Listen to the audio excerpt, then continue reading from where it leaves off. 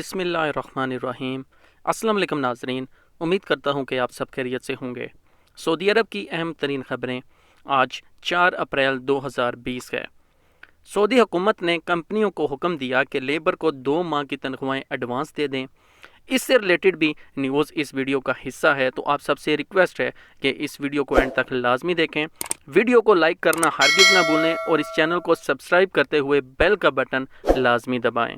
اقامے میں کسی فیس کے بغیر 3 ماہ کی توسیع کا کام شروع کر دیا گیا۔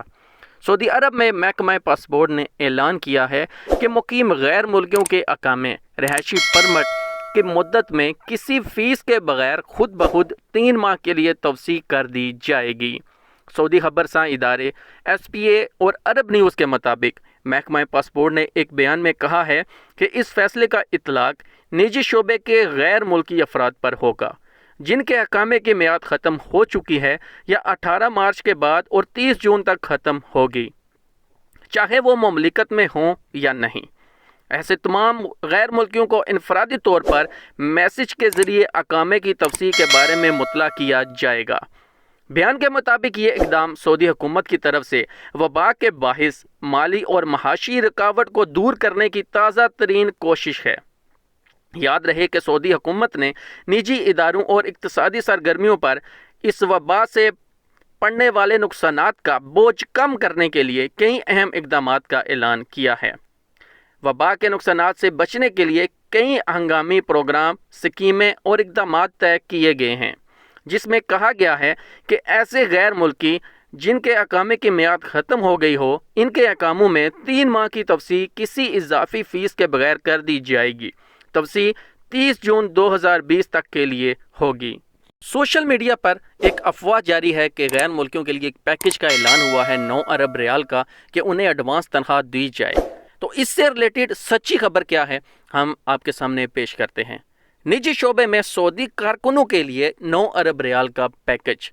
خادم حرمین شریفین شاہ سلمان بن عبدالعزیز نے وبا کے حوالے سے پیدا ہونے والی موجودہ صورتحال کا نوٹس لیتے ہوئے متاثر ہونے والی نجی شعبے کی معاونت کے لیے 9 ارب ریال کا امدادی پیکج مختص کرنے کا اعلان کر دیا ہے۔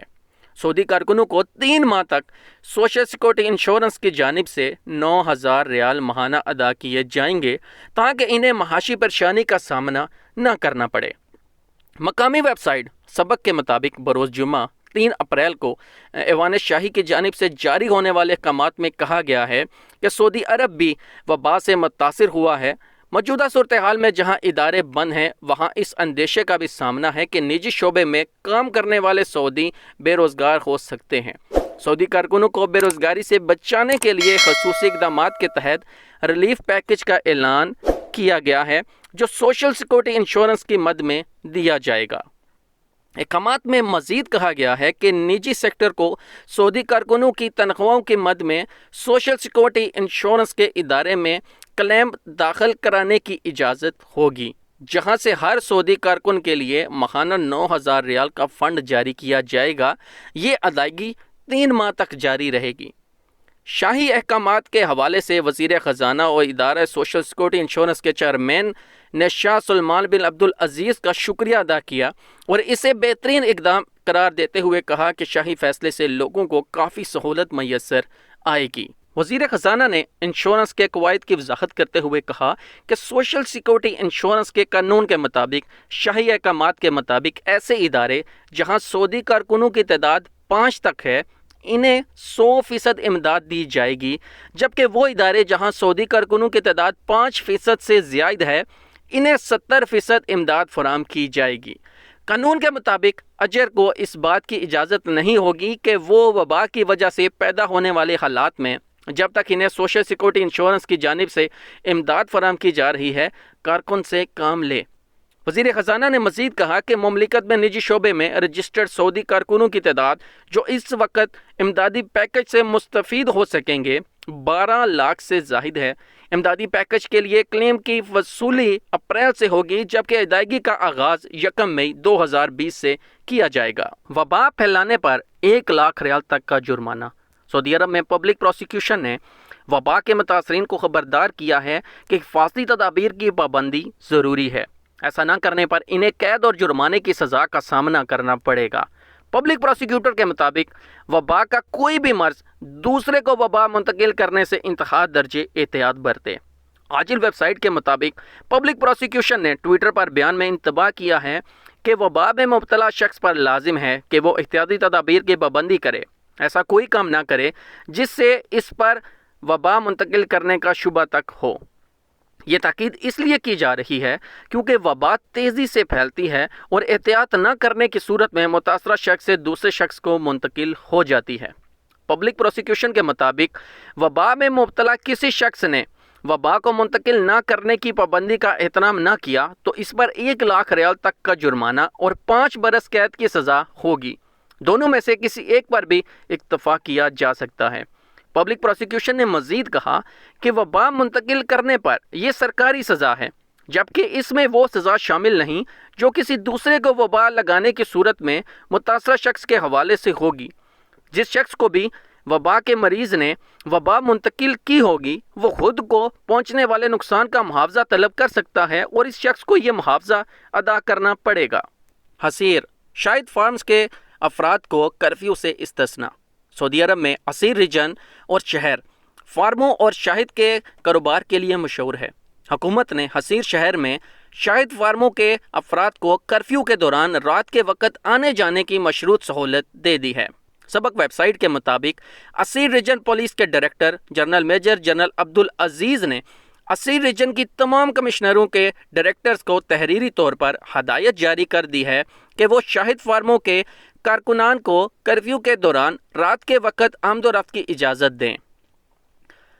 جنرل نے اجازت ناموں کے حوالے سے یہ پابندی عائد کی ہے کہ ہر کارکن کی باپت یہ اطمینان کر لیا جائے کہ وہ صحیح معنوں میں شہد فارم میں کام کر رہا ہے۔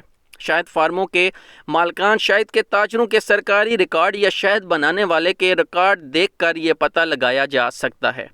حصیر ریجن میں شہد فارموں کے مالکان نے درخواست میں کہا تھا کہ یہ 45 دن فارموں کے لیے بہت اہم ہیں۔ رات کے وقت شہد کے چھتے منتقل کیے جاتے ہیں، یہ کام دن میں نہیں کیا جا سکتا۔ اگر افراد کو رات کے وقت شہد فارم آنے جانے کی اجازت نہ دی گئی تو شہد کے نئے موسم کی آمدنی سے مکمل طور پر محروم ہو جائیں گے، جبکہ یہ ہماری روزی روٹی کا بنیادی ذریعہ ہے۔ مملکت بھر میں شاید اہم غذا کے طور پر استعمال کیا جاتا ہے۔ حصیر گورنریٹ کے معاون سیکرٹری اور ترقیاتی امور نے شہد فارموں کے مالکان کی اس درخواست پر کارروائی کرتے ہوئے حصیر ریجن کی پولیس کے ڈائریکٹر جنرل کو سہولت فراہم کرنے کی ہدایت جاری کر دی ہے۔ طائف کے کن علاقوں میں کرفیو میں توسیع۔ سعودی عرب میں محکمہ امن ایمہ نے طائف میں جمعہ 3 اپریل سے کرفیو کے دورانیے میں توسیع سے متعلق وضاحتی بیان جاری کر دیا ہے۔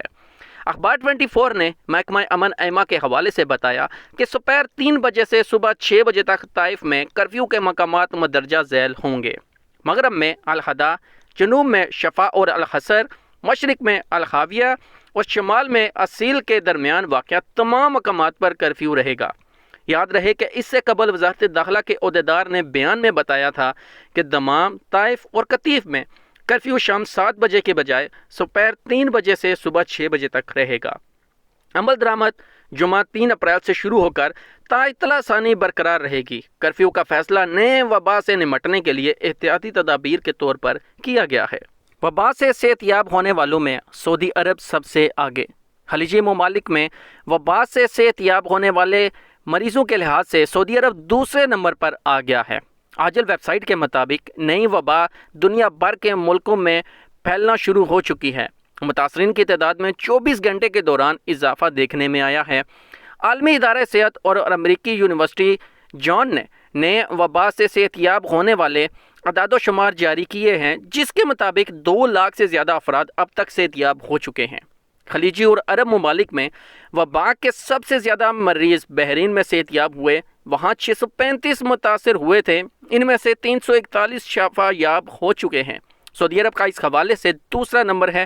مملکت میں متاثرین کی تعداد 2039 تک پہنچ چکی ہے، ان میں سے 351 شفا یاب ہو چکے ہیں۔ کویت کا نمبر تیسرا ہے، جہاں پر وبا کے 341 متاثرین میں سے 81 شفا یاب ہو چکے ہیں۔ خلیجی ممالک میں وبا کے مرض سے صحت یاب ہونے والوں کی تعداد کے حوالے سے قطر کا چوتھا نمبر ہے، جہاں پر اب تک 71 افراد شفا یاب ہو چکے ہیں۔ امارات 5ویں نمبر پر ہے، جہاں 814 متاثرین میں سے 61 شفا یاب ہو چکے ہیں۔ سلطنت عمان میں 231 متاثر ہوئے تھے اور ان میں سے 57 صحت یاب ہو چکے ہیں۔ تو ناظرین، یہ تھی 4 اپریل 2020 کی سعودی عرب کی اہم ترین خبریں۔ امید کرتے ہیں کہ آپ کو یہ اپڈیٹ پسند آئی ہوگی۔ مزید ایسی اپڈیٹس ڈیلی حاصل کرنے کے لیے مبارک حسین یوٹیوب چینل لازمی سبسکرائب کر لیں۔